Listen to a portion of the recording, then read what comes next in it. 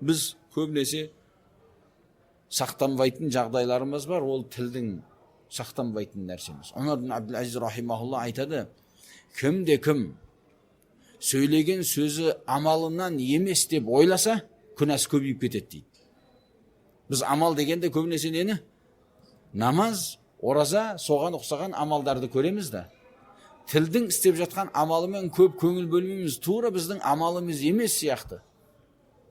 Омар ибн Абдул-Азиз рахимахулла айтады, кім сөйлеген сөзі амалынан емес деп ойласа, оның күнәсі көбейеді. Неге десе, Омар ибн Хаттаб радияллаху анхуның сөзі келеді, айтады, кімнің сөзі көбейсе, қатесі көбейеді. Қатесі көбейген адамның күнәсі көбейеді. Күнәсі көбейген адам тозаққа кіреді дейді. Науави рахимахуллах кейбір өзінен бұрынғы ғалымдардан сөз көшіріп айтады, егер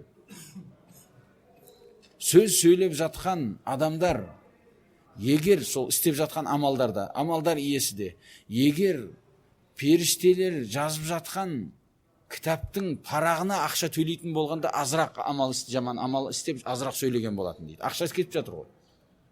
Періштелер жазып жатқан парақтың несін, ақшасын төлегенінде азырақ сөйлеген болатын. Себебі адамдар әдетте қалтасына мекем, амалына бостау болады. Сол үшін үлкен күнә, кіші күнә деп бөлудің қажеті жоқ. Бәлкім жағдай барынша бәрінен тастау керек, сақтану керек. Сол үшін айтты, «Ла тахқиранна сағиратан иннал джибала минал хаса».